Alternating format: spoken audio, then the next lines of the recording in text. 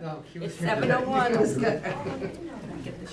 I like to get Oh, Yes, I'll call the meeting to order at 7:01. If we could stand for the pledge, please. Pledge allegiance to the flag of the United States of America and to the republic for which it stands, one nation, under God, indivisible, with liberty and justice for all. Thank you.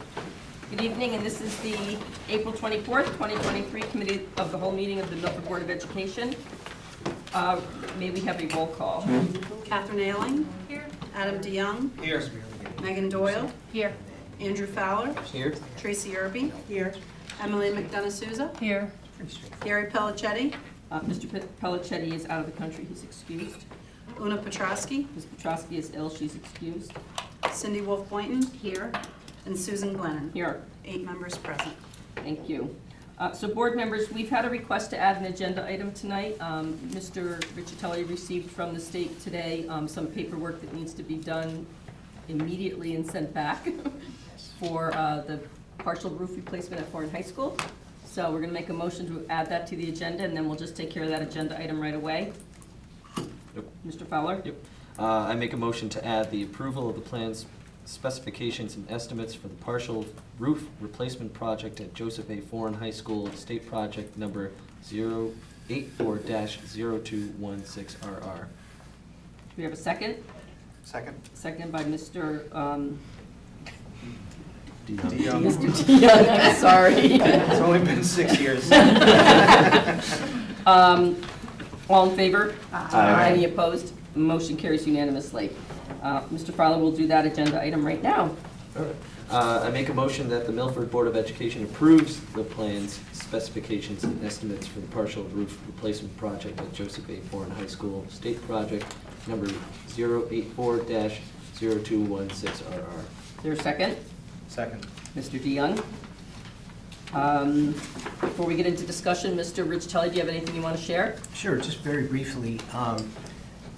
As we've done in the past with other projects, the state requires certain items be taken care of by your board in order to be eligible for state reimbursement through the school construction grant project process.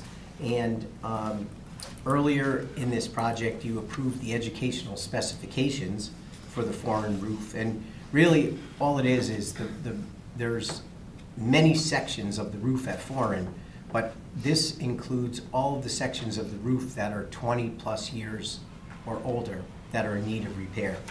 The city through the bond, through the CIP and the bond process, authorized $3,675,000 for the project. The Permanent School Facilities Building Committee has been working with the architect and have come up with the plan specifications and estimates. But the state requires your board to sign off on them. So that's what we're here for tonight. Thank you. Is there any discussion? Ms. Wolf Boynton? I was tricking you there with the late hand. I just wanted to say, as to my fellow board members, as a member of the Permanent Schools Committee, we've been very, very anxious for this to come in. And I feel confident, and perhaps Mr. Fowler does as well, in the work that is going to be done and really very badly needs to be done. Thank you. Any other discussion? Seeing none, all in favor? Aye. Any opposed? Motion carries unanimously. Thank you. All right, board members, another favor to ask. Would there be any objections to moving board policy for a first reading, item D, opioid overdose prevention policy, up till to the next agenda item? We have Dr. Carlson and Mrs. Campbell here in case we have any questions for them, and so that we don't keep them sitting here all night. Any objections? Okay, then we'll do that policy now. Dr. Kutaya? I'm going to hand this one over to Mr. Riccitelli. Okey-doke. Thank you, and thank you for moving this item up. As the board is well aware, the opioid crisis in the United States has no boundaries, and it certainly includes Milford. And So it was the, the desire of administration and the health department in the city to have a policy. And specifically, this policy talks about the availability of naloxone, make sure I get it right, Narcan. We had really not all that much to do with the policy itself. The health department and Dr. Carlson did the majority of the work on it. So I would defer to them if you have any questions on the actual policy itself. Is it a mandated policy, or is we doing this optionally? It's optional, Optional? as I believe. And was the language from any, I don't know if there's any state legislation that dictates language that this came from? Yes, there was. Okay. Okay, so it's optional, but with state language, if we do opt to do it. That's correct. And the board attorney reviewed. Okay, very good. And those legal references are made on the last page, Ms. Glennon. Okay. Did board members have any questions on the policy? Mr. DeYoung? Thank you. I was wondering if you could talk about the parental opt-out in the event that a student was to overdose and they had an opt-out on file. What would be the procedure that you would follow? Well, that would be in the regulations, which are being developed, but in the beginning of the school year, the parents will have an option in some fashion to opt out of administration of this, if they so choose. But in the event that if they did opt out and an incident were to happen, what would the person who would administer Narcan normally, what would be their procedure? So there would be, each school would have a list of parents that have opted out for administrative at the school level and the school nurse. So if something were to happen with one of those students, of course, we would call 911, but the medication would not be administered. And that's part of the legislation that came through, that parents have that opt-out capability. And I don't know if it goes this far, but if you were to call 911, what's the procedure at that point? Are the EMTs or whoever arrives required to then try to resuscitate the? So they take over. Okay. Right, when they get to the school Right. building, they take right over. Okay. All right. Thank you. You're welcome. Any other questions? Ms. Doyle? Mine are more language questions. I think from reading the policy that there will be Narcan in every single school, elementary, middle school, and high school. Can we just make that clear at the top of the policy? Just because I think we don't get to it until later on, because from reading it, it seems some schools but not others initially. And then, so who will be given this training? I know there's the school nurse and qualified school employees. Are we going to have anyone who wants to take the training can, or is there going to be a limited number of people who will be? So per the policy, we just have to make sure there's one qualified school personnel person trained. How the district wants to, handle other people in the school that want to take on the training, I would defer to Dr. Pataya. From what I'm reading is that the nurses will be trained and then an additional person will be trained. And if a nurse is out, so all nurses will be trained automatically. Yes, they're trained every year. You have Narcan in all the schools currently, and they're all trained. Okay, great, thank you.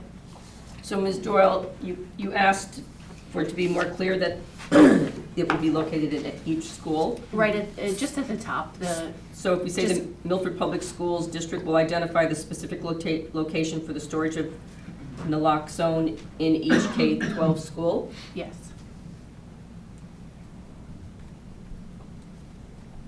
Okay. And then there's one other sentence, in delegation of responsibility for administration of naloxone. There are, just that first sentence, if we can break that into two sentences, it's just very long. The board directs the district's medical advisor to issue a non-patient specific order to the school nurses to administer the drug for emergency first aid to whoever. after visitors, period.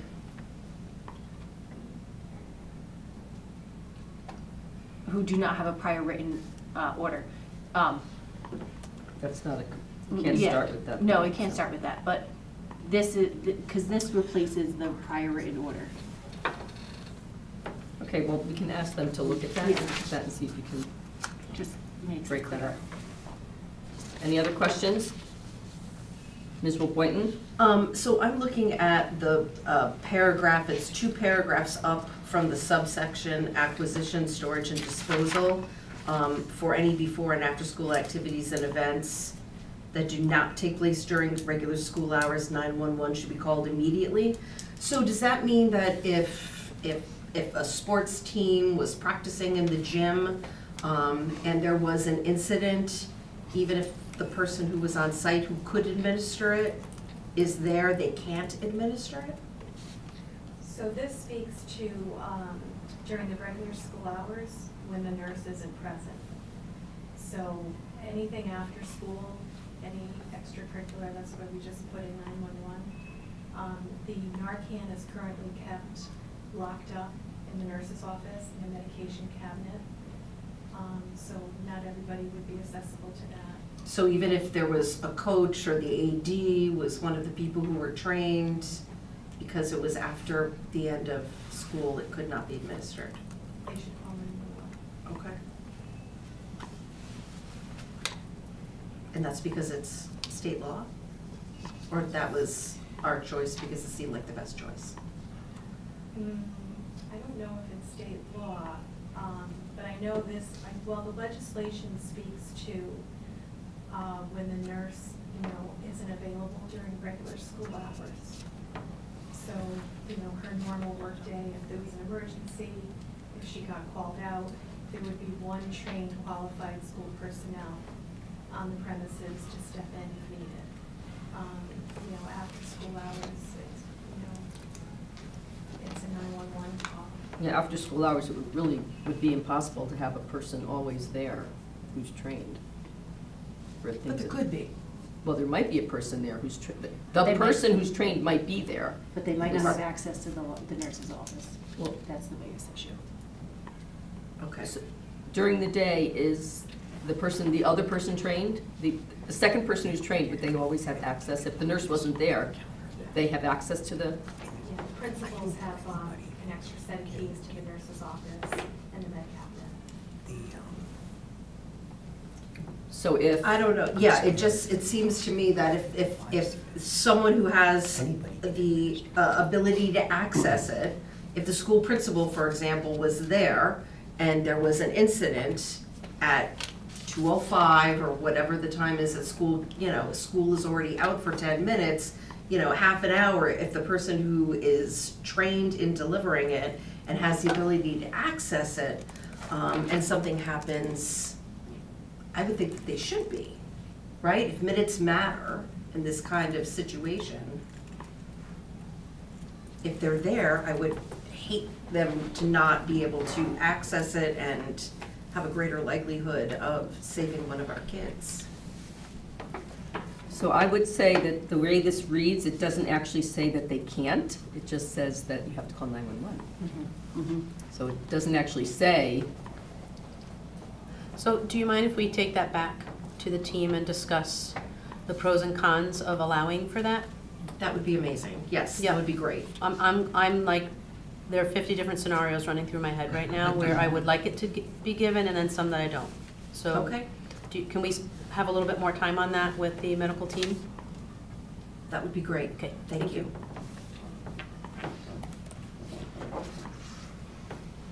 any other questions?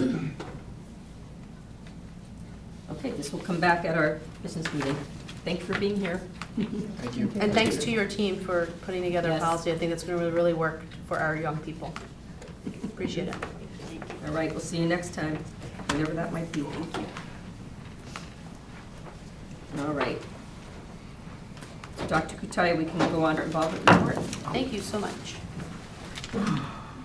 So we have for us this evening the annual parent involvement report. I'll have to recognize that internally, we've been interchangeably calling this the family engagement report, the family involvement report, the parent involvement report. So if any of those are spoken this evening, we really mean the same thing. We will have an opportunity this evening, not just to go over what some of the results are from last spring, but also discuss how we'll be moving forward this May and request that we get the board's input on that as well. We have the Rockstar team of Dr. Gillespie and Mr. Smith with us, two instructional supervisors who double-handedly handle student wellness and development across the system, pre-K through 12. So we're going to hand things over to them.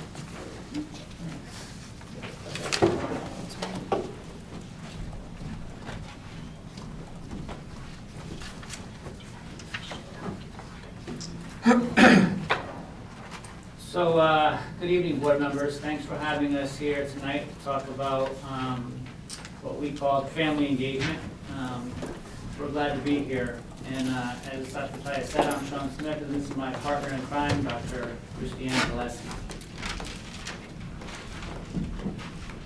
So tonight we would like to share with you a look back to see what did 21-22 look like from the perspective of our parents last spring.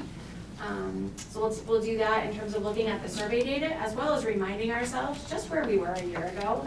It seems so far away. And then taking a look at, in a very positive way, what family engagement looked like this year. And then also discussing with all of you about what comes next and where we plan to go. We know that at the end of the day, the most overwhelming key to a child's success is the positive involvement of parents. So we always keep that in mind when we plan all of our programming, and especially as we look at all of this information in relationship to our children's success as they move forward. So we're going to talk about what 2021, 2022 looked like. And the reason for that is we gave the survey at the end of the 21-22 school year. And as Dr. Gillespie said, although it was just last year, when you think about what was in place during that time, it always surprises me. So if you're anything like me, I need to look back and refresh so I can say, okay, what exactly was the context to which these parents were answering these questions? So this is what 21-22 looked like. If you remember, in the fall of last year, we were back in school full days, but everybody had masks on. We were still 6-foot distancing, and contact tracing, testing, and quarantines were a part of our daily lives. And that was in the fall. In the winter of last year, masks became optional on February 28th, and social distancing requirements were removed on March 14th. And then in the spring, finally, on March 28th, visitors could actually access our school buildings again, and we could return to field trips. So this is the year that parents were reflecting on as they answered the survey. So just keep that in mind as you share the data so you have the right perspective.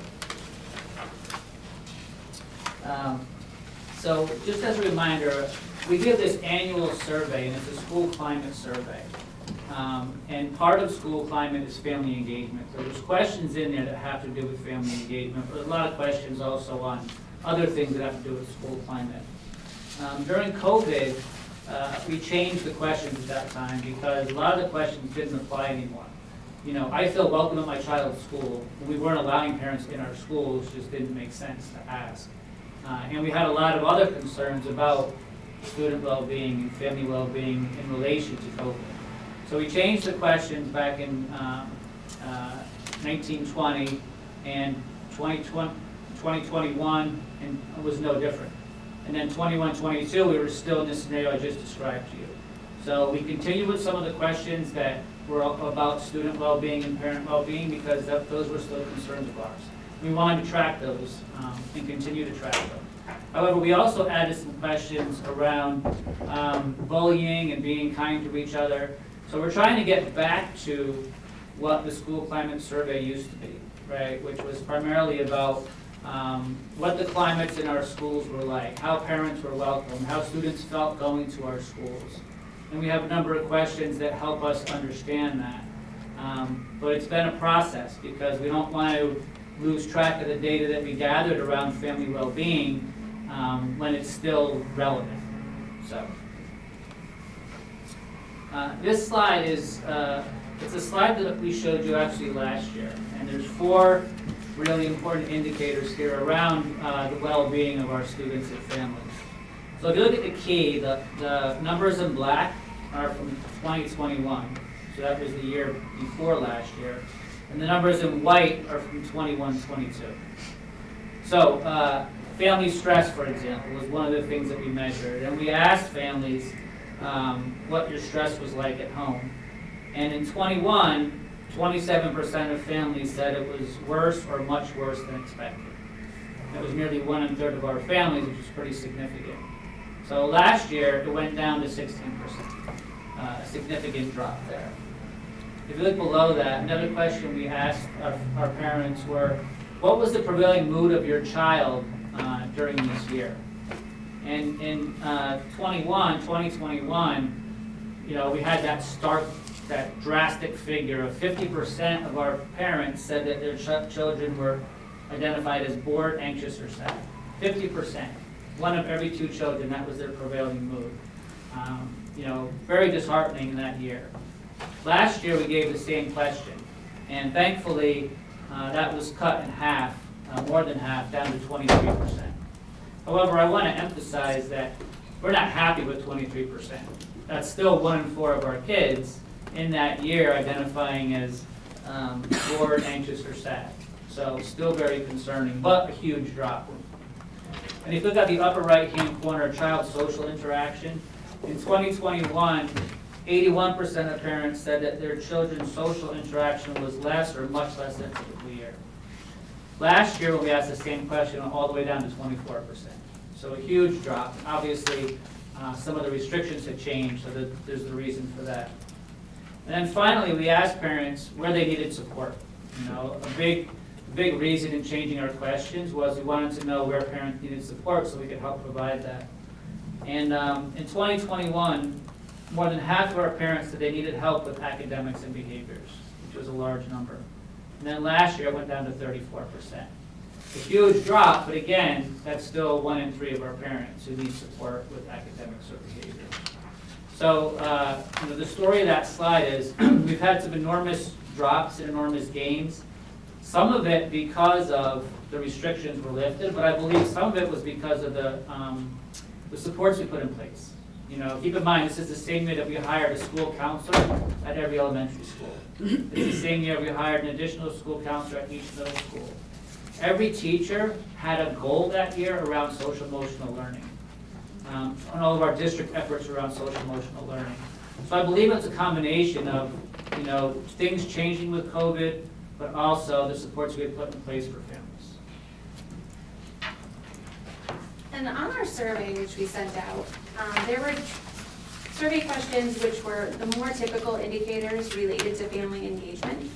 And as you can see, we continue to see improvement in these areas where 91% of our families strongly agree or agree that the district clearly communicated relevant and important information in a timely and ongoing fashion. 90% strongly agree or agree that my child's school communicated effectively with me this year. 74% strongly agree or agree that my child's teacher helped me understand how I can best support their learning. And 65% strongly agree that the school helps students and families learn strategies to understand and manage their emotions and actions during the school year. So we continue to see positive numbers in these areas, indicated year over year, where that district communication number remains steady over last year where it was 92%, so 91% being very similar number. The school communication was around 90%, so again, right on target with that. Supporting learning, it was 69% last year, so going up to 74%. And understanding the emotions, last year was 59%, increased to 65% this year. We also asked parents the communication methods they most preferred. And it was overwhelming when they indicated what their top 5 preferences were, that most 58% prefer email, 35% text, only 5% phone, 1% with the app, and less than 1% prefer social media for communication. So parents indicating that email is their most preferred way overall, but text also being helpful. We also have the additional questions that are related to climate and well-being. So overall, how did the school year go for you as a parent? 88% this year, whereas last year it was 84%. Overall, how did the school year go for your child? 85%. And last year that was 74%. And then my child's teacher focused on maintaining a strong relationship with him or her this year. As Mr. Smith said, that was the focus of all teachers across the district. So 79% of parents strongly agreeing, compared to 75% the year prior. And that effort by teachers was consistent throughout COVID. We also can take a look at the school is sensitive to issues regarding race, gender, sexual orientation, and disabilities, with 72% that strongly agree or agree. 88% strongly agree or agree that student safety and well-being were priorities this year, as well as 86% within my child's school, there are clear rules against physically hurting other people. And all of these are also somewhat similar. Last year, very negligible differences, safety being 89%. The rules question is new, that wasn't asked before. And some slight differences with the issues regarding race, gender, down a tiny bit from 80% the year prior. One note on the race and gender question. 23% was not applicable. So if you think about the question, evidently 23% felt it didn't apply to them. So if you think about how many were actually negative, only 5% of the community disagreed with that statement. So we don't want anybody thinking that or feeling that, but 5% is much different than 28%. Yeah.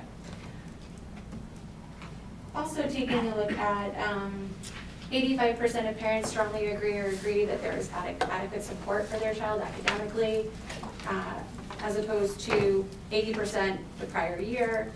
82% for my child felt comfortable asking their teachers for help, whereas last year that was 78%, so an increase there.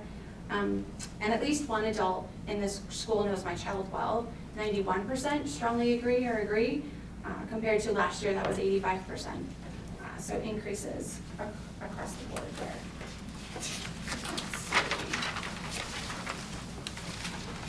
These questions are new questions that we asked on the survey last year, and these are questions that are required by the legislation for the school climate surveys.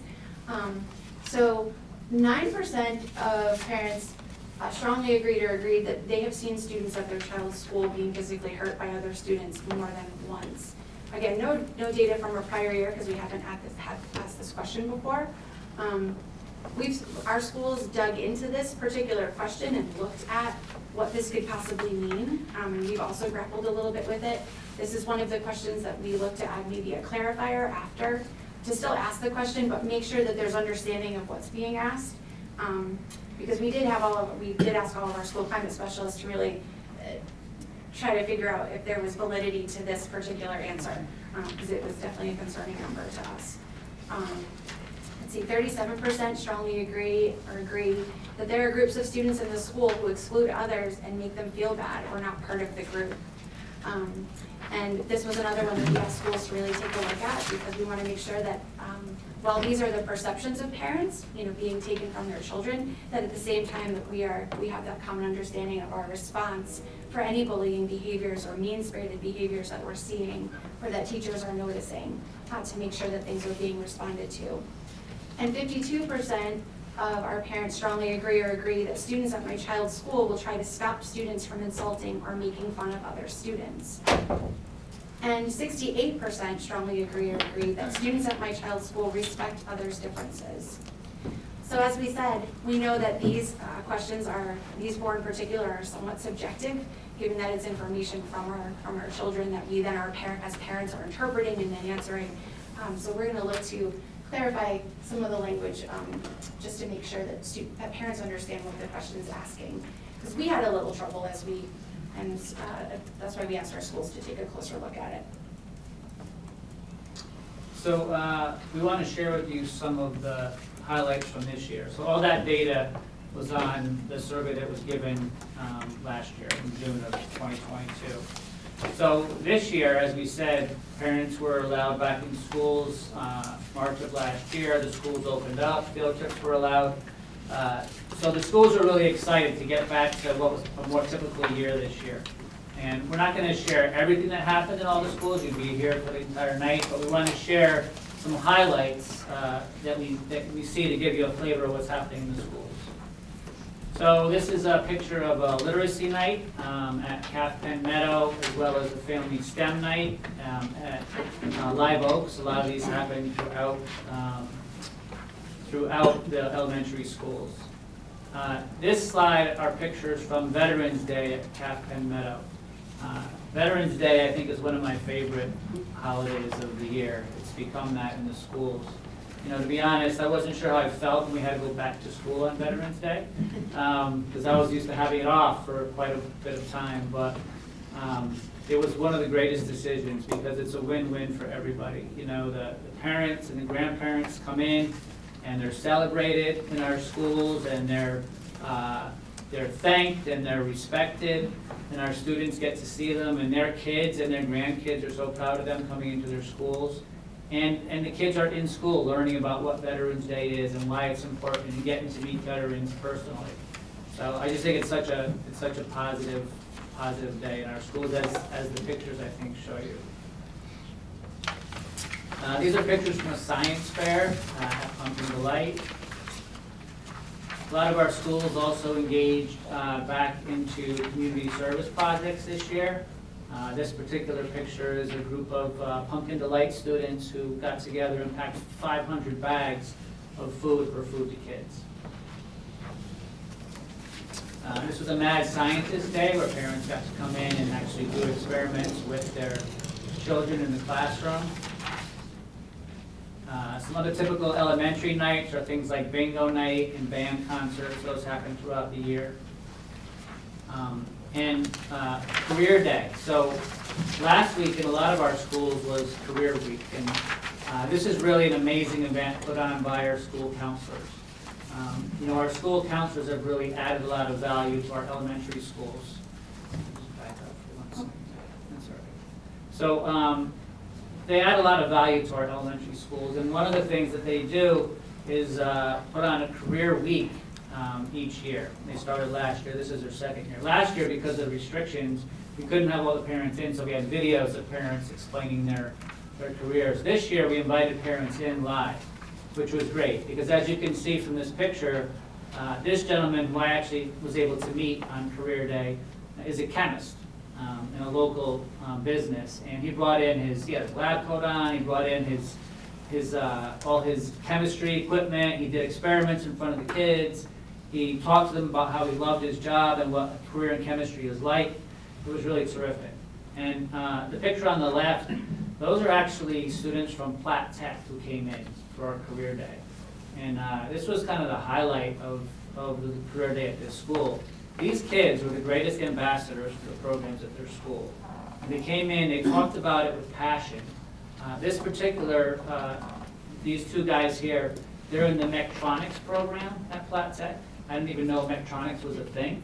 I learned something. Evidently, it's a combination of mechanical engineering, computing, and electronics. It's one of the programs at Platt Tech. And we had kids from the culinary program there, the carpentry program, the HVAC program, plumbing and heating. And they all had these little props for the kids, and they were great. They were so great with the elementary kids, and the adults were loving it. They're like, I'm sending my kid to Platt Tech, because they really enjoyed the kids and how passionate they were about and knowledgeable about their fields. It was really impressive. And you know, this slide just shows the variety of roles that we had at this career day. So on the left is a pilot. One of our parents was a pilot. He had a little flight simulator on his iPad that was really cool. The little guy in the middle was the recipient of the sports marketers booth at the career fair, and I think he wants to be a hockey player when he grows up. And the gentleman on the right is a local carpenter, and he was sharing with the kids about what he does for his trade. So there was a really great mix of different careers at Career Day. So really, really positive event. We were also able to have the student-faculty basketball game. These are some images of some events at West Shore Middle School. The Firehouse Gallery show with visiting artists, as well as some of our very typical high school events. The return of the sophomore symposium, in addition to other events, gearing towards helping our families be prepared for post-secondary transition activities. We were able to host a summer transition and readiness time event over the summer, which you see on the left, which was to acclimate incoming ninth graders prior to going to orientation. It was a nice time to be able to meet with them and their families around midsummer, around what would be coming next, as well as the return across the board of our athletic senior nights, where full fans in attendance and no restrictions whatsoever, really being able to get back to some of our local traditions. One of the highlights for me of our community engagement was Electrify Your Strings. And I do hope all of you were able to attend and to experience that, because you'll know what I'm referring to. There was something absolutely magical about that experience, where we saw our students come alive as not just musicians, but truly performing musicians. And as a community, we got to experience that and watch that happen. And I was very fortunate to even bring my son that night, and it is something that changes. It will change our students. It will transform our musicians. And this was something that was absolutely wonderful that our kids got to experience, as you can see by that young man's face. Yeah, he's pretty excited. Very much so.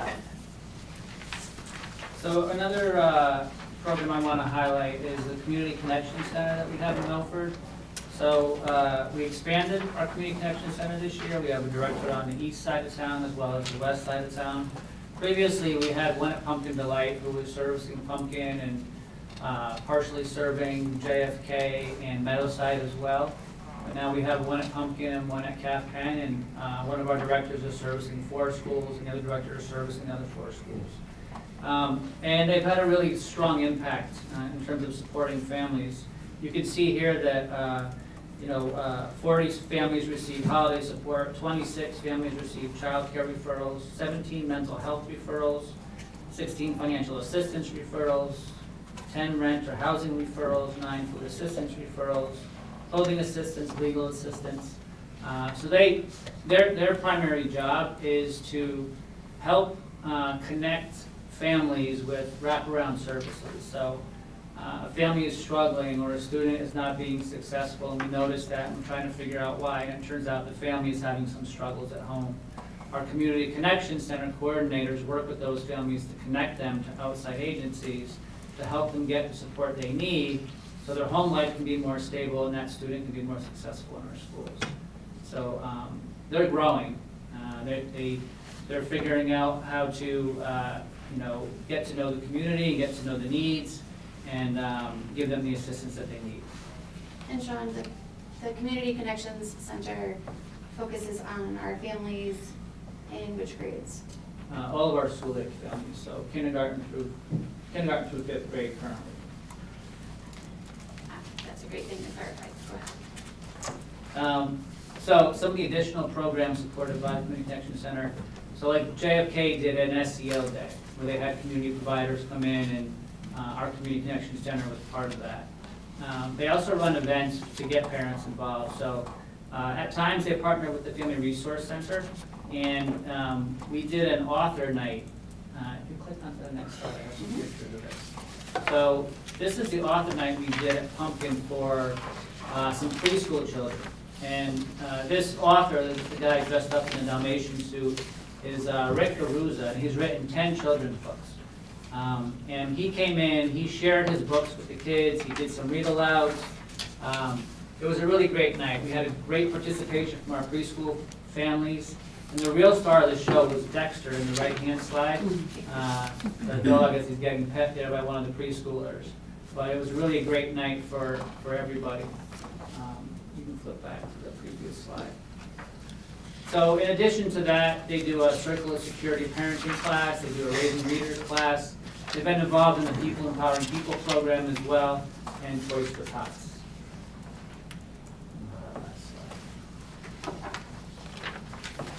So what's next? So it's April, right? We have May and June coming up, so there's lots of family engagement events over the next few weeks, from end-of-year picnics to graduations to field days to concerts to plays. We have a lot of events coming up. And Dr. Gillespie and I have been talking, especially looking at our results again and putting this presentation together about revising our survey for next year and talking about what's the data that we want to gather, given where we are now. Right? I explained to you what 21-22 was like and reminded you what that was like. This year felt so different, right? It felt much like a typical year. We want to get back to finding out the data that's really going to help us move forward as a school district with school climate and family engagement. So, we have a task to look at the questions that we used to ask pre-COVID, look at the questions that we've asked, during and just after COVID, so we can continue to see how our families are doing. But also, what do we want to know so that we can really let that data impact our actions going forward. So that's what we see as our big next task ahead. And that's our plan, is to look at those questions and really revise them. We have copies of those this evening, if the board is inclined to dive into that a little bit.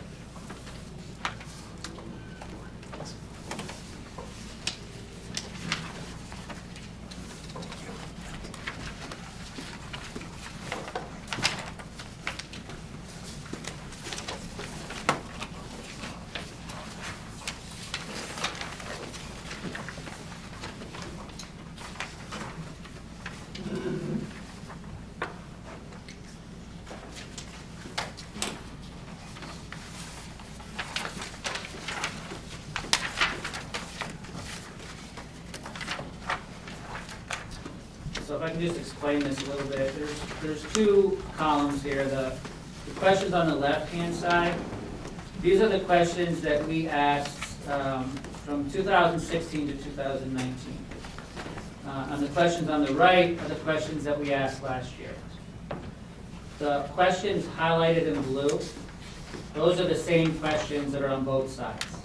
Okay? It might be worded a tiny bit differently, but they're asking the same thing. And the questions that have a red flag next to them, one page is two-sided, you see on the back side, those are questions that are required by the state that really kind of address the potential bullying that could be happening in the school district. All the questions that aren't highlighted, those were different from the surveys, given the scenarios that we were in. Okay, do the questions that are required by the state, do they have to be presented in their wording, or can you alter the wording? My understanding is it's supposed to be asked verbatim. Like Dr. Gillespie said, that one question that, we just can't believe that 9% of the families saw someone getting physically hurt. More than once. Right, like question 17, we're not sure that it's clear, so we do want to add some sort of clarifying qualifier to that, so we're sure that we're getting the right data there. But I can look into that, Mrs. Lennon, and call the state and ask if we have some flexibility there. My understanding is we're supposed to ask them as they're given. I wonder if parents might have be reporting things that might happen after school even. I know it says at my child's school, but. Yeah, the confusing thing to us too is, remember that slide, parents weren't even allowed in our schools until March 28th. Right. So from March 28th until, June 14th, 9% saw a student get physically hurt more than once. It just doesn't make sense. I mean, maybe the parents are picking up and hanging out at the playground afterwards and something happened. But even then, we don't get that many physical complaints in elementary school. So we're just not sure. There's some misunderstanding with that question. Some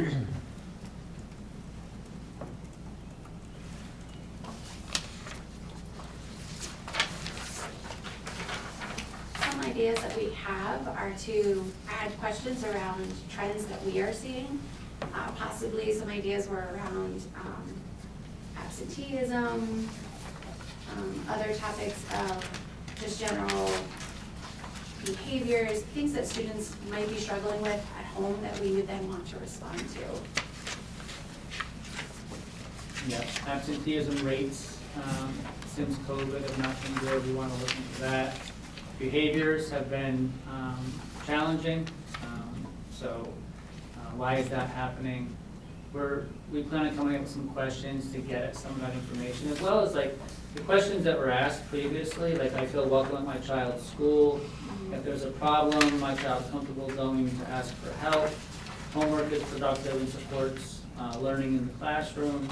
Those are questions we've gotten away from that, given where we are right now, we want to get back to those questions because we want to make sure that the responses are strong. If not, we want to make sure that we put actions in place to make them stronger. I think there should be a wider scope and understanding of what involvement is, or engagement, whatever word we're using at the time. Because I think post-COVID, we have a lot, beyond the four walls of a physical building, parents could be involved and engaged. And I think the survey should suggest that you don't have to be able to come to school to be involved and engaged in your child's life. So I'd love for any future survey that we create to retain the traditional questions, right? But also expand the understanding of, so what does parent involvement look like in 2023? I imagine there's a fine line between asking too many questions, however. because Yes. By the end, you get that Mm-hmm. survey fatigue. And then you also have to ask, what's the purpose of this survey? Like, am I now getting into mental health needs, and are parents able to cope with that? And that tends to become a different survey if this is about involvement and engagement. Right. Can I ask a couple of questions? Sure. Thanks. Yep. So I think pre-COVID, I appreciate that this is sort of distilled down for us, but I think pre-COVID, we were given the results based by grade level, if not just by, pre-K 5, middle school, high school. I think that would be really beneficial if you have that data. I mean, I'm sure you have the data, but if you have it in an easily accessible way to provide it for us. I see that some of these questions are required by the state, which I wasn't aware. Is the whole survey required by the state? Like, we're required to survey on school climate? Doing a school climate survey is required by the state. Only those 6 questions are required. So you could literally just have the survey that just has those 6 questions? Yeah. Okay. And then we report that out to the state, that just the answers to those questions, or do we report all of our answers out to the state? That's a good question. Louis, do you know that? Do you know if we report the answers to those 6 questions out to the state or any of our school climate survey results? Not that I'm aware of. It's No, not- I don't think they it's not collect that collected data. that I've done. None of the questions we have to report? Or No, we just have to ask. I don't believe they collect the data. Oh, okay, that's interesting. There's a million questions that I'm sure you guys are already asking, so I'll avoid those questions. But one of the things that comes to mind is like surveys. Sue sort of alluded to it. Surveys get to be a little tedious, and people get tired of them. Are there additional ways that we can collect data on family engagement that maybe we're not doing yet, as opposed? I know families are busy. I know families have a lot to do, but are a focus group? Could we do focus groups in each of our schools? Could we talk to the social workers to identify people that maybe we need to have one-on-one conversations with? Just thinking off the top of my head, I don't. You guys are the experts.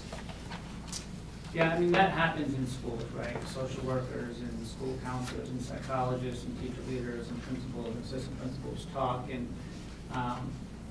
reach out to families who they feel might need support. But a focus group is a good idea. A survey is one tool.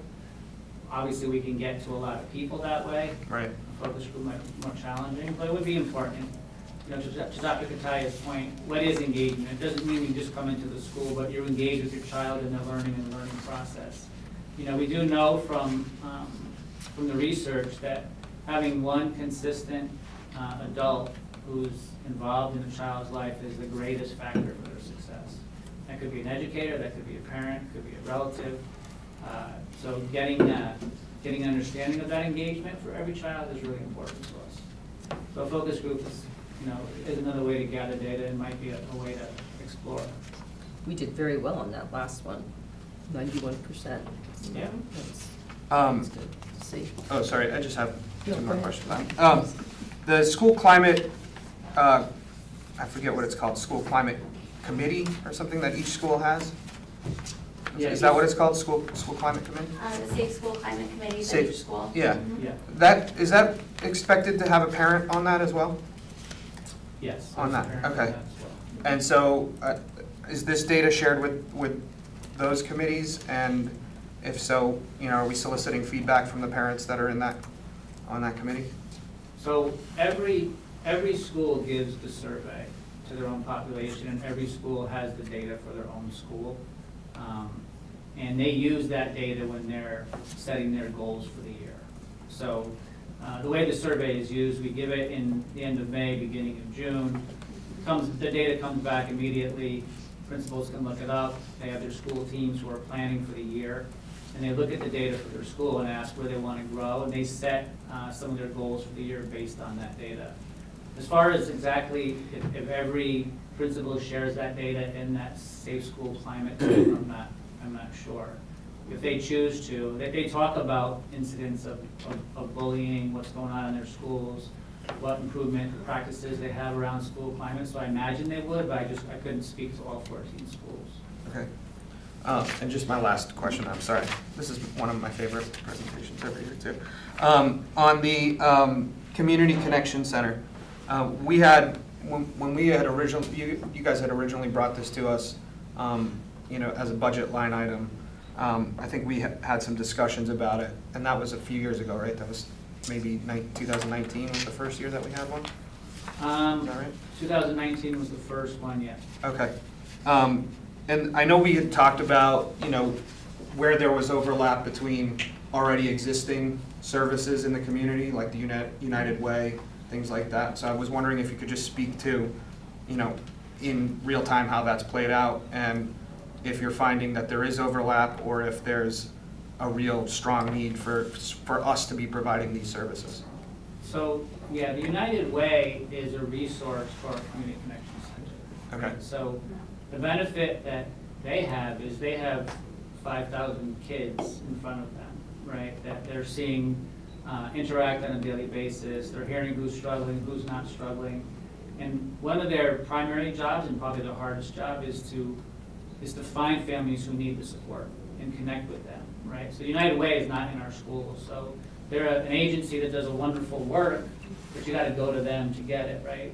We have these guys in our schools who interact with our staff and see who's struggling, and then try to make connections with those families and understand where they're struggling.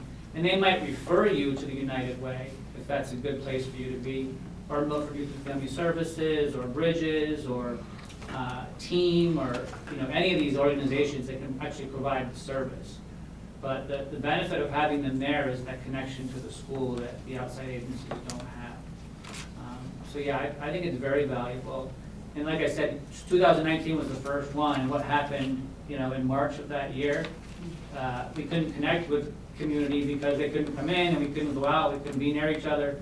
But we transitioned to being a support for all those COVID needs, right? We had an extensive website where you could find government assistance, you could find how to, job sites, there was, how to get your utility bills paid during this time. If you're a business, how to apply for small business loans. We transitioned. Now we're transitioning back to what we intended it to be, which is, face-to-face sit-downs with families in need to say, how can I help you? Okay, so it's, well, I don't want to characterize it one way or the other, but a lot of the work that's being done is identification in these in these community centers? Well, identification and support. So it's only one person doing the work. No, I understand, but we have two, right? We have One in two. each, well, two, one in each site, Right. but it's not like that one person in each site can provide all these. No, I understand. I just want to clarify that we're connecting people, basically. Correct. And the name sort of speaks for itself. Yeah. Okay.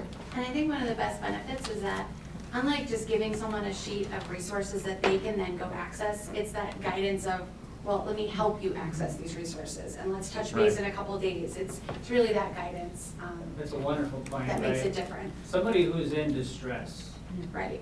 doesn't always have the capacity to help themselves out of that distress. Right. And it's not just one problem that they have, you know, it's usually a multitude of problems, be it substance abuse combined with depression, combined with not having a job, and parenting. And, you know, getting out of challenges like that is really hard. So for someone to say, hey, let me meet you for a cup of coffee over at Starbucks, let's talk about what's going on with you, how can I help you? Yeah, that's the value. Yeah. Okay, appreciate it. Ms. McDonough Souza? Thank you. Can you just remind me how this survey is disseminated? And then also, do you have the percentage of parents who responded versus, you know, how many parents it was given to? Yeah, so we sent out the survey, we sent out the survey to the schools, and then the schools email it to the parents. Okay, And then the parents fill it out online. okay. And the benefit to that is that, especially the way the survey is administered now compared to several years ago, is that it gives the schools instant access to their data, whereas before it had to be, you know, collated, sent back, actually disseminated to them. So now, in real time, they can actually see the responses. Okay, that makes sense. We had 1,329 responses in district. A third? Okay. Well, there are about 3,000 families in Milford. I think that's pretty good. In terms of, I don't know the exact stats, but what I've heard, when you give a large survey, Right. like 25% is a good return. Yeah. So I think that's pretty strong. Mm-hmm. Alright. Thank you. Other questions? Ms. Will Boynton? I have two questions. Could you please say what a Circle of Security Parents class is? Yeah, so Circle of Security Parenting is a program that our Community Connection Center directors are trained in that help parents connect to their kids and teach them parenting skills. I'm not trained in it, so I can't speak to the nuances of it. I read through the concepts of it, and it's really about making that connection and being able to talk to your kids and have those parenting skills where some people just aren't prepared for that. So it's like they meet with a small group over multiple times and you talk about parenting and give them tips on how to parent their children to make those connections. All right, that's awesome, thank you. The name does kind of speak for it. The concept is providing that circle of security for your children within the program. Thank you for that. The other thing that I was wondering is, in the second section, the questions, the school is sensitive to issues regarding race, gender, sexual orientation, and disabilities. And then on the next page, there are groups of students in the school who exclude others and make them feel bad or not part of the group. I'm wondering if there's any correlation, or if you're looking at whether there's any correlation between those two questions, just because of, you know, different incidences that have been happening at some of the schools. We definitely looked at that, especially looking at the level data. To Mr. Dion's question about looking at this from, you know, K-5, elementary, middle school, high school, we definitely identified some trends in terms of which levels were struggling more and seeing that those were reflected. And took a look at even the specific school data. And in some cases there were, we saw what we would more expect. You know, we knew where there had been some issues going on, and then there were a couple that were surprising too. So there was some data that we really weren't aware of that our teams dug into as well. That particular question, there's groups of students at school who exclude others and make them feel bad, not part of the group. That's one of the numbers that bothers me the most on this survey, that 37%. It's that behavior, that bullying type behavior by exclusion, it's really hard to deal with, you know. And I have a 21-year-old and a 16-year-old, and I can tell you they've experienced it, you know, from 7th grade on. You know, there's, it's a hard thing to really cope with, but something that we need to look at.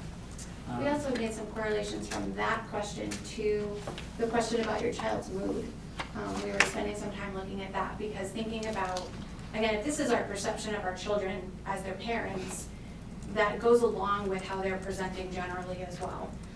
And we felt that that was just another way to have an insight into how they're feeling and what their days are like. Because whether or not that is the reality, again, that's a perception question of what we're gathering from our kids. But even if that's not accurate, the fact that they feel that way is incredibly concerning. I just, you know, I'm so proud of our boards and our districts, you know, commitment to racial justice and inclusion, and we have this wonderful opportunity where we have this new director of diversity and inclusion, and you know, I just want to make sure that we're taking every possible step to put the pieces together and make sure that all of our students are, and their families are feeling included. I know at the last board meeting, we had a very powerful and, you know, disturbing presentation about what one family was going through. And I don't think we want any families going through that. Yeah, I think it's an important connection to look into. And, you know, at the school and child level, when the student is feeling that way, that they're being excluded, you know, as long as it's verbalized and we see it happening, the schools address it, right? And they investigate those things and work with the students and figure out what is the root cause, if it's anything like that or something different. Other questions? Mr. Fowler? Just one. Did you see an uptick in parent responses from the previous year you did the survey? That's a great question. You might be able to tell you.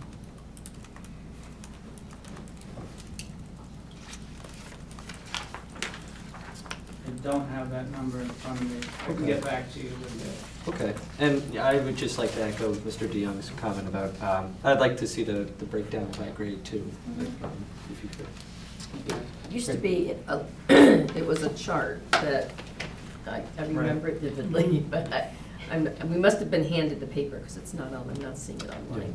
I looked it up on the presentation, it's not in the It's actual not in the presentation. presentation, so we must have been given paper copies Oh, of that's the. probably what it was, yeah. I probably have some at home, but do you remember that, Pam? Mm-hmm. I do. We'll try to figure something out. Yeah. Mr. Dion? Thank you. I just had one follow-up. So you guys have mentioned a couple of times, like, you know, this is just the perception of parents. And we all, you know, at least in my house, we trust but verify, and it's like, Yep. you hope you get 50% of it right. Yep. So I'm wondering if there's any surveying of students. I know not at the elementary school level likely, but, you know, middle and high school, and what kind of results are we seeing there, if there are any surveys done? We do, we survey the high school and the elementary school students, Oh, okay. middle school students as well, and the staff. So, yeah, we take time and we compare the two surveys and we look into it. The questions aren't the same, especially since COVID. They're much more aligned in a typical year. So I don't really see a correlation here, but when the questions are more aligned, it's easier to say, well, parents are seeing this, but the students are saying this. Right. Or the staff is seeing this and the students are saying this. Right now, because the survey is so changed, I don't have that, but we typically do look at those two. So before COVID, were you using the same surveys? Not identical, but you could match a question pretty easily to what the parents were reporting on. Okay. And our hope is that also as we are revising the questions we're going to be asking families, we're going to do the same when we look at the questions that we're asking students, so we can have that more direct correlation there to share. Yeah, I think that would be great. Thanks. Yeah. Any other questions? Well, thank you very much for the presentation. We always enjoy this one. Thank you. Thank you. Thank you.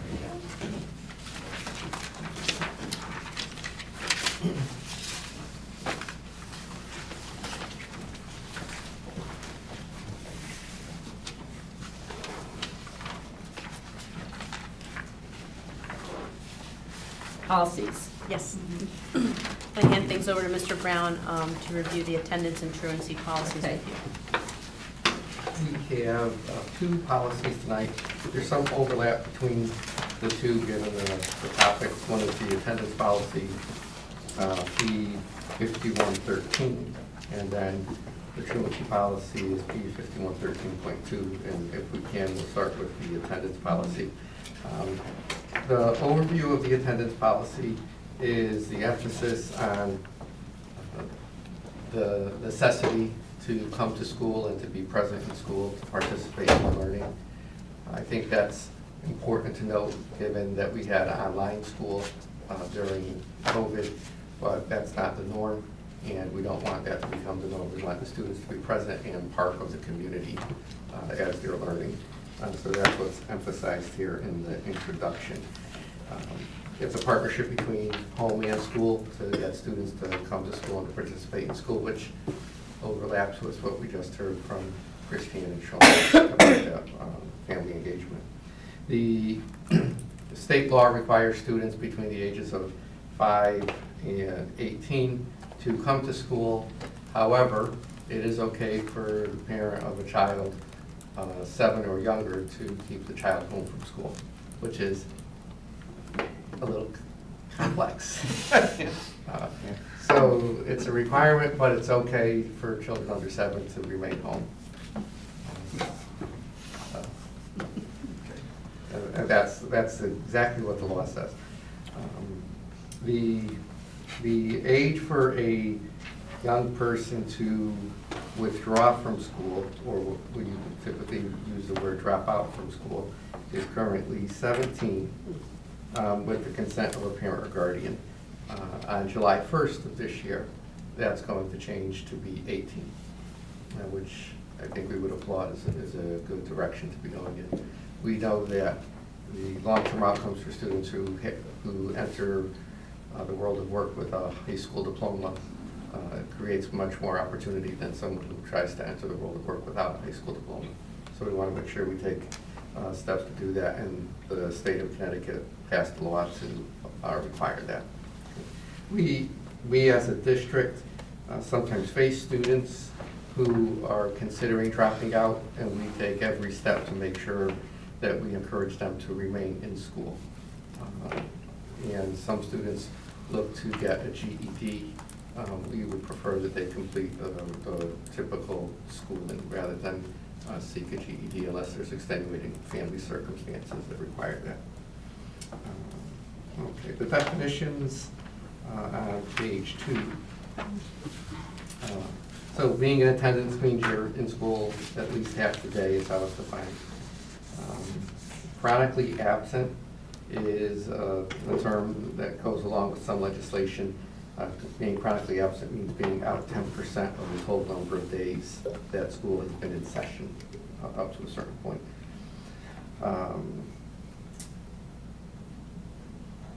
Absence means you're not in school. I won't go through all these definitions as I read them. Just the red would be I'm good. assuming we don't need to go through all of them. Okay, there are reasons listed here why a student can be considered, what can be considered an excused absence for a student. There's a definition here of truancy. We'll speak more about truancy when we get to the next policy, if that's okay. There's this something new since COVID, that students can be permitted 2 mental health wellness days. There's broad discretion on what's a mental health wellness day. That states in the regulations that this shouldn't be 2 consecutive days and so forth. But basically it's, if you need a day because of some overwhelming stress and you need to take a day off from school, that's allowable and excused.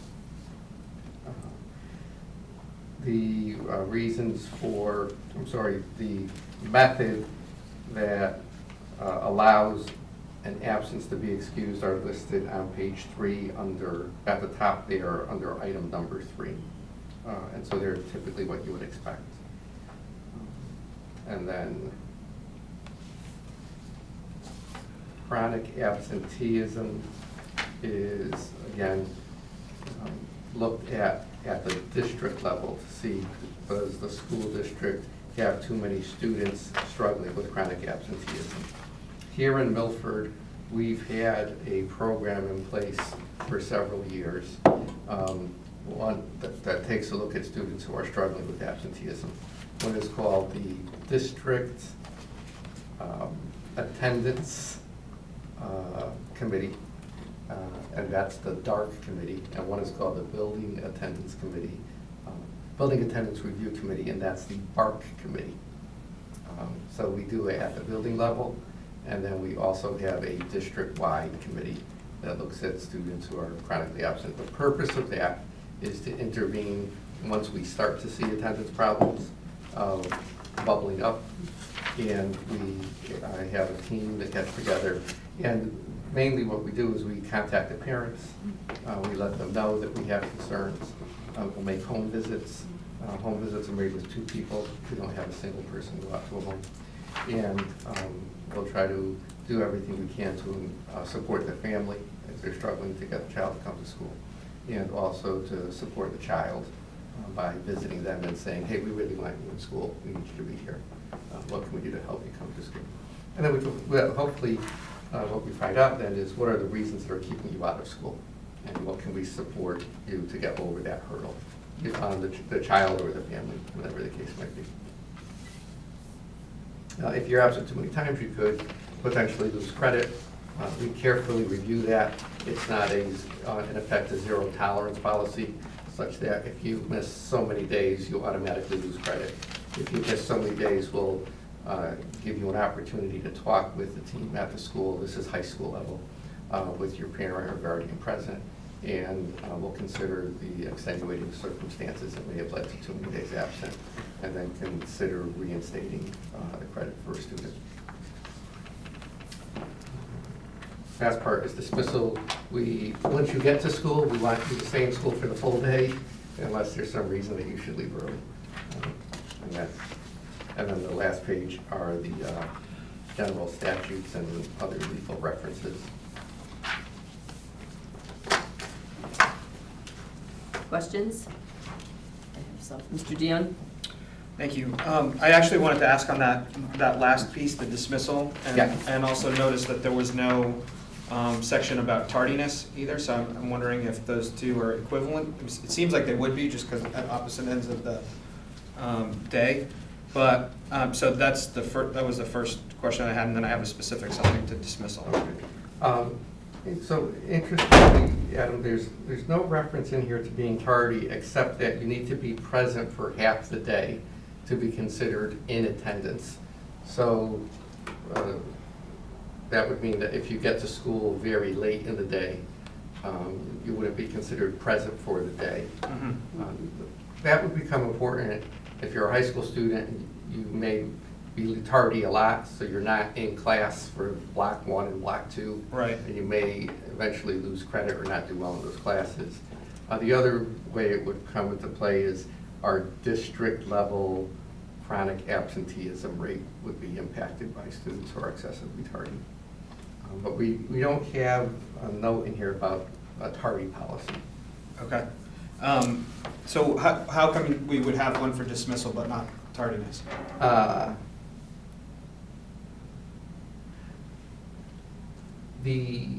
My understanding would be that when students arrive at school, parents have the expectation that we're going to keep them in school until dismissal time. And there's a prohibition against releasing students early unless there's a clear reason for it, like a note that comes in that you have to go to the orthodontist or some kind of type of medical appointment or something to that effect. So with parent permission. So it's more just because we've received the handoff of the child, basically, and The child has now come it's our under our, responsibility. right, they've come under our Safety control. issue, the way I thought of it. And Right. We're Okay. not going to let you leave at any point in the day. And is there there doesn't seem to be anything in the policy that specifies for chronic, dismissals. In other words, if somebody's constantly releasing or asking to release their child regularly, what's the process for that? So that does happen, albeit rarely.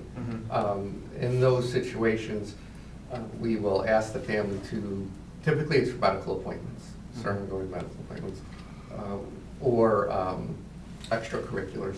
Somebody's involved in some extracurriculars that we don't offer as a school district. And we'll make an effort to speak with the parent and say your child really needs to be here. Could you arrange the doctor's appointments at another time? And it's really just that communication and engagement with the family to help them understand that. And in the large majority of cases, the parents will make an adjustment. Okay, all right, thanks. Other questions, Ms. McDonough Souza? Thank you. On page 3, the second red paragraph that starts responsibility for completion of missed classwork lies with the student. Does that, and then it talks about all makeup work will be complete within 5 days. Does that apply to all types of absences, both excused and unexcused, or just to unexcused? Because I read that, since it's under the unexcused heading, that it would just apply to unexcused, and I'm not sure that's correct. It does apply to all, it applies to any type of absence. Okay, then I would just recommend that we like add a heading or something in front of that short paragraph to, because right now, the way I read it, it looks like it only applies under the unexcused absences. So that would be my suggestion. And then also, the paragraph before that, I think, I'm a little confused by that first sentence. When the school in which a child is enrolled receives no notification from a parent or other person having control of the child is aware of the child's absence. I think it should be that apparent. I haven't that. Oh yeah, there's a word missing. Yeah. When the school in which a child is enrolled receives no notification that a parent or other person having control of the child is aware of the child's absence, a reasonable effort shall be made by school personnel or volunteers, blah, blah, blah, to notify by telephone and by mail. That's a little strange, but such parent or other person having control of the child. I think what they're getting at is if they haven't heard that a child's not coming to school, Yeah. they're gonna look into why the child's not there. So typically, practically what occurs is when a child is going to be absent from school, the parent should call the school in the morning and say, my son or daughter isn't going to be in for such and such a reason. If the child isn't in and we don't get that phone call, we will call home that day. We'll call the numbers on record and say, your child's not in school today, and we'll inquire as to why. The reason for that is we want to make sure that the parent doesn't think the child is in school. We want to make sure we don't have a missing child on our hands. That the parent saw the child leave the house to walk to school or to get on the bus and didn't arrive. That's a major, obviously that's an emergency. And we want to address that right away. So that's what that's in here for. Okay. Does that make sense? Yeah, that makes sense with that, yeah. And so I'm gonna, going back to what Ms. McDonough Souza said about this next paragraph, so both of those paragraphs refer to any absence. So I think maybe just making sure that the sections are grouped according to what they apply to. Because those two red paragraphs seem to be more general. So maybe they're maybe not in the right place, or there needs to be some kind of a new heading there. And I had also noted that, so in the section just prior to that, so it ends, it starts at the end of page 2 of 5, and they're numbered 1, 2, 3, and number 2 is red, so that's the mental health wellness days. It's that section seems out of place, that maybe it should be number 3. Because number 1 talks about absences 1 through 9, and number 3 talks about the 10th absences and all absences thereafter. Oh. So I think number 3 should really be number 2. Sure. Yep. And then number 2 should be number 3. Yeah.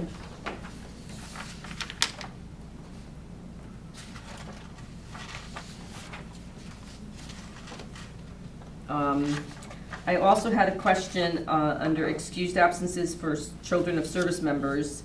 About midway through, it speaks to something at the discretion of the Board of Ed, granting additional additional excused absences, so would that be, is the Board of Ed correct there? Or would that be more, I don't, I mean, we wouldn't be actually the ones. I doubt that we would bring that to you, but the agent of the Board of Ed, so we could list it as principal or assistant superintendent. Designate whomever would do that, Shall we change that? yeah. As a superintendent's designee, and leave it open. Okay. And then, let's see.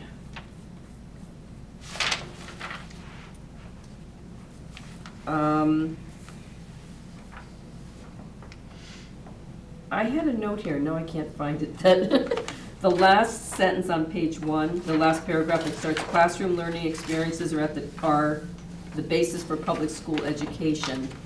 Time lost from class is lost instructional opportunity. I think that's redundant. Maybe from the first paragraph, can you just look at First paragraph. the first paragraph? Yeah.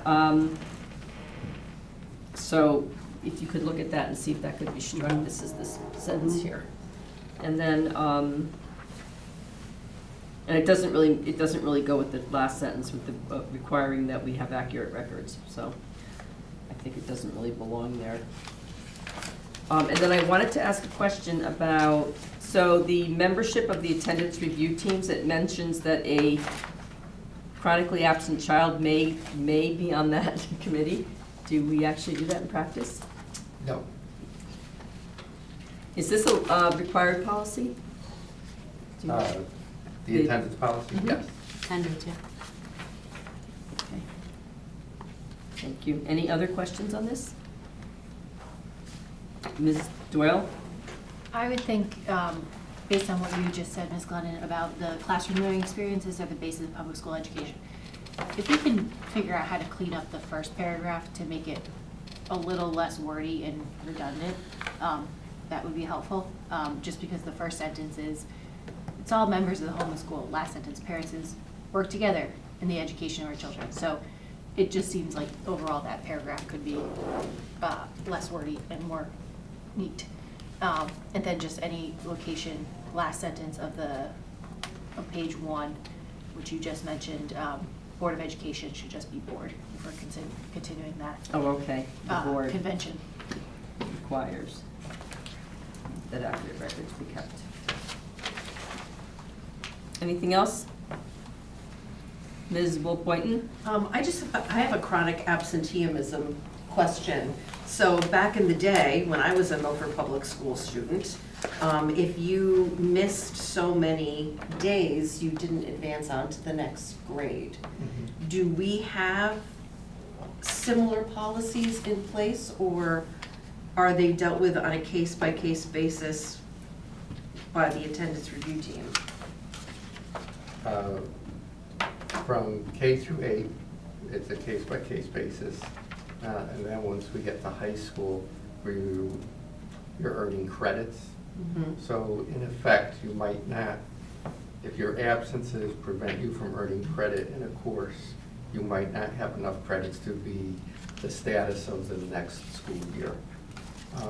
You could have the opportunity to take additional courses, reach that status, but it's not necessarily being retained at the high school level. So there's not a certain number of days? There is a number of days where you are at risk of losing credit in the high school, and then there's a credit review committee where you can explain if there's extraneous circumstances, and an exception can be made on a case-by-case basis. And there's a separate policy on that? I don't think we have a policy. It's in this policy, actually, on the last page. It is? It's just one line, Yeah. and so you're bringing that up. I'm wondering if that line should say high school. It's on page 4 or 5. Oh, yeah, Loss of credit. Students Yeah. face a possible loss of credit in a course when the daily absences, and it mentions the administrative regulation. So should that state high school students? The only students accruing credit is high school, so it would just be more explanatory. You don't earn credit in elementary and Okay, middle. all right, Loss of credit in our world means high school. High school, yes. okay. But we're okay to put it there. in high school. In a Maybe- high school course. Yeah. Students face a possible loss of credit in a high school course. Maybe that would be more, because as a lay parent reading it might be concerned that they're Yep. they're little, right? Any other questions? Okay. We go on to the next one, truancy. So truancy policy 5113.2. So being truant is having 4 unexcused absences in 1 month. So that would be 4 out of a month being 20 school days. So 4 out of 20 days or 10 unexcused absences in the school year. And then the main focus of this policy is on page 2, how we remediate truancy. Some of this is similar to what we've already discussed with the attendance policy.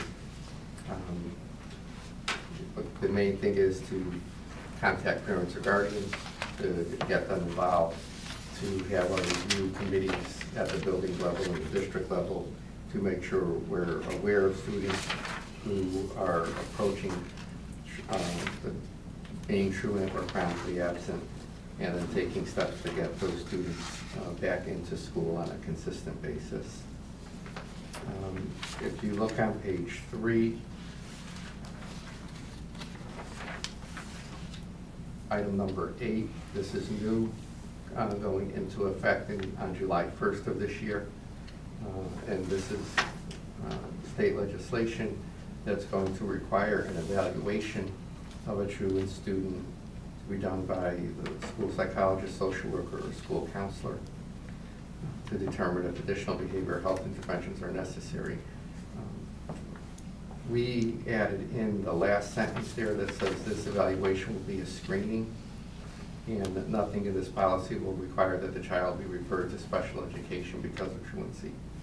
We think that was added in because in the world of schools, an evaluation typically an evaluation of an individual student typically flows through the special education process. The child has to be referred to special education, an evaluation is planned, and the parent gives consent for that evaluation. Screenings, however, can be done more efficiently, and a screening would be talking with the student and asking what's keeping the child from attending school, asking what the concerns might be. And then, typically what we want to find out is, one thing that is common for students to not attend school is if they're having difficulty with peers, right? So we want to make sure that's not in place, and we want to screen for that. And if that is a concern, we want to address it. Another is being anxious about school performance. So if that's a concern, we want to help the child manage their anxiety so that they can come to school. And then sometimes there are family obligations that are keeping the child from coming to school, particularly our older students who may have to care for a family member or may have to work. And if that's the case, we want to make sure that we address that with the student. So that would be part of a screening process, but not a full evaluation to determine if a student has a disabling condition. And we already have processes in place for that.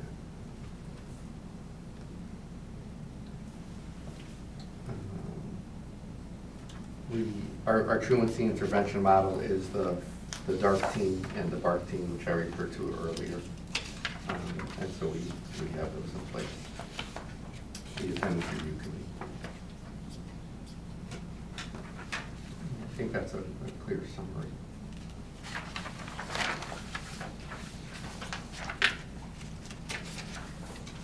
I'm sorry, are you done with the policy? So on page 3 of 5 at the very top, Yep. I was confused by, so it says students so identified may be subjected to. Does that relate to number 7 on the page before?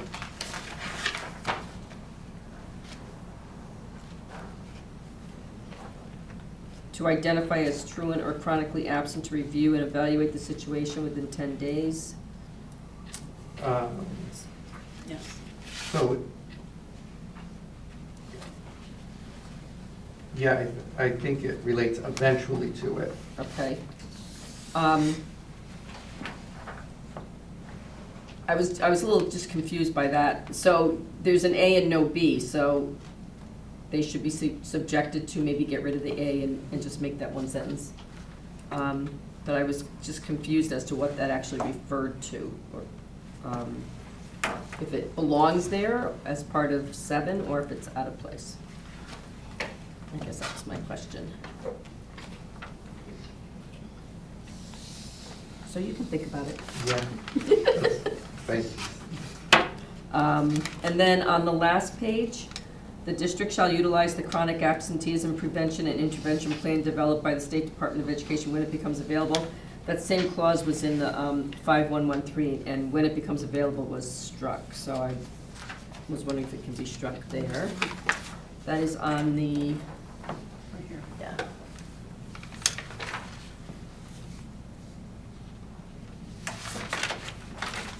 And I think that's all I had.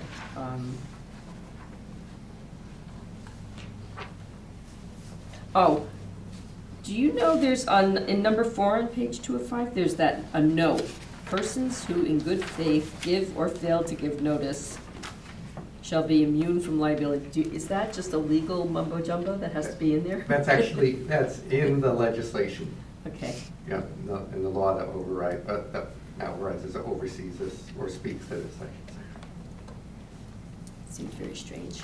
That's quite the sentence. I know. I was like, I went back and read through the law, and it's verbatim. okay. Yeah. Ms. Doyle? The only question I have is, we use the definition of in attendance, one here in truancy and a different one in the other absenteeism policy, Oh, they or should be the attendance same. policy. Which one should we be using, and should we make them exactly the same? Because the new policy, this truancy policy, discuss hybrid and remote learning and such. Which word? The whole definition in attendance under truancy includes this. Oh, in attendance, okay. In the remote learning aspects. I think this was potentially designed with COVID learning in mind. Mhm. So I think we should use the definition in the attendance policy. Okay. Ms. Griffin, can you just go through and make sure that the definitions are the same in both policies? Any other questions? Mr. DeYoung? Thank you. I wanted to ask, the truant, the definition of truant, is that a state definition? Yes. Okay. So if a student is ill for 5 days, We talked about this last. oh, we did? Well, not talked about it, but it came up, I asked the same question. Well, what happens if a student is? It seems like such a short window. Last meeting. So Last meeting? 4 days. Unexcused is the key adjective. Oh, okay. Yeah. All right. So if you have pneumonia, those are excused absences. Okay. All right. Yes. Yeah, we did. We did, I do remember, now that you Yes. mentioned it, I I know, remember I asked talking that about it, same but I can't. question. I asked about Yeah. it because it was on the numbers. This is in the data, yeah. Right. We Yeah. talked about it with the data points. Thank you. Any other questions? Okay, I see none. Going to the next policy, which is 614210, Health Education Program and Physical Activity. The only reason why we're going back into this policy is because legislation updated the times as to when you can lose recess as a disciplinary consequence. So we're not opening this policy up for other conversations outside of what is described on page 2. And it is, the allowance is provided only if the number 1 and 2 under school employees may prevent or restrict recess when a student poses a danger to the health or safety of other students or school personnel, or it is limited to the shorter recess period. That shouldn't be an or, right?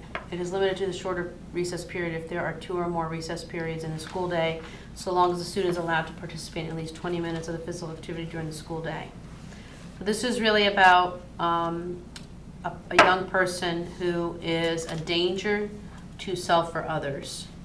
It can't happen more than once in a school week. And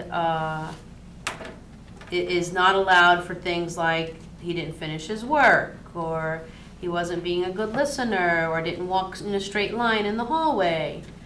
This is very specifically about what we're seeing is escalated behaviors that pose a harmful environment for other young people or him or herself. And there is emphasis, once again, this shows up in more than one policy, that physical activity cannot be used as a punishment. So you can't say, drop and give me 50. Remember that? Growing up, some of you, any of you? Golly, we're old, Jim. No drop and give me 50 anymore. So those are the two primary reasons why we're going back into this policy. We did just approve this in August, but this was came out of new legislation. So if I'm understanding this, recess may be prevented or restricted if a student poses a danger to the health or safety of others. Other students or personnel. Or school personnel. And then it goes on in the next paragraph to say recess prevention or restrictions may be imposed only once during a school week unless the student is a danger to the health or safety of other students or school personnel. So the attempt will be to restrict it to once in the week, unless it's, we do have volatile I think situations. the intent is, we'll take a day and we'll come up with a plan to make sure that the behavior of concern doesn't arise again. So we can pretty readily put measures in place for most students if they've had some trouble on the playground, so that we can adjust supervision or have a talk with the two kids who had a problem and resolve it. But if it takes more than that, then we would extend the time until we can reach a resolution and get the students all back out to recess together. So my first thought when I read this was, how in the world would that be monitored? But now that does this, in theory, apply to only a small group of, potentially Yes. small Oh, group of yeah. kids? Yeah, very So small. It's a rare occasion. it would be, Would be an infrequent occasion, and it would be remedial in nature, in that it gives us time to create a plan to Okay. keep all young people safe. And I think, that last sentence, appropriate intervention shall be used to redirect a student's behavior during recess. That's the intent of the timeout, basically. We look at it as a student needs to learn a skill to play appropriately on the playground, and how do we help the student learn that skill? okay. Mr. DeYoung? Now that you explain it, it makes more sense, but I think when I initially read the policy, it gave me the impression that there was the ability for a teacher or a teacher leader or someone to restrict recess to all students in a particular class. No. That's the way I read it initially, so I'm not sure if we can clarify that When in any a way. student poses a danger to the health, right? Right, but it says prevent or restrict recess. It doesn't say to whom the restriction would be. Oh, okay. I mean, I understand, now that you've said it out loud, and but if I'm reading this on a website, So school employees may prevent or restrict recess for an individual child when a student poses a danger to the health or safety of others? It's the paragraph above says, and elementary students' participation.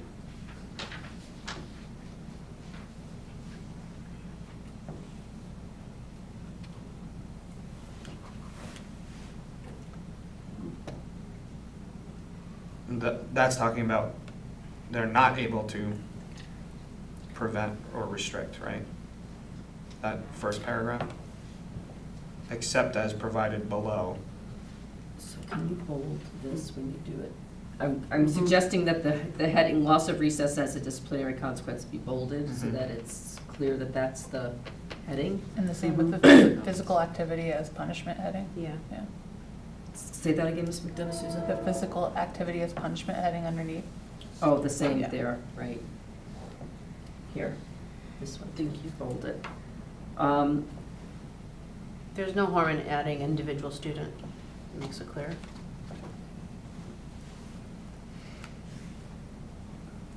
Yeah, I agree, I don't think it harms to add. No. Okay, appreciate it. Anything else? Not to the details, but I have a question. Mhm. So this addition plus the one for the mental health days and for under absenteeism for when homework needed to be completed, made me wonder how this information is shared with the teachers or even the mental health for the students. Because we go through a lot of policies and I know the teachers don't go through all of the policies, right? Or do they? So as soon as the board approves policy, we have standing elementary, middle, and high school level meetings, business meetings. We meet every 2 weeks, and new policies are reviewed by Dr. Fedigan in those meetings, or myself, or Ms. Capazno, or Mr. Riccitelli, or Mr. Brown, depending on who owns the policy. So we bring all principals up to date, and then we say, all right, this probably should be mentioned at a staff meeting, and oh, this is gonna go into a handbook, and Okay. yeah, so everyone kind of, at the very least, leaders know, and then we talk about a distribution method. We may not be announcing full blast, da-da-da, it is now a mental health day, you're allowed 2 days. And they'll happen the last 2 days of June for all children. They can't be consecutive.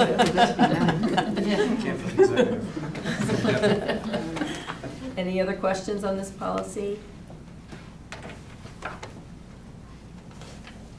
Okay, that one will come back as well. And that's the end of our policies. So we have a very heavy policy month next month, so eat your Wheaties, do your homework. There are quite a bit of them coming. Do we have anybody here this evening who'd like to make public comment to the board? Okay, seeing none, I'll dispense with the public comment statement, and I'll entertain a motion to adjourn. Motion to adjourn. Is there a second? Second. Anybody dissent? Okay, we are adjourned at 8:43.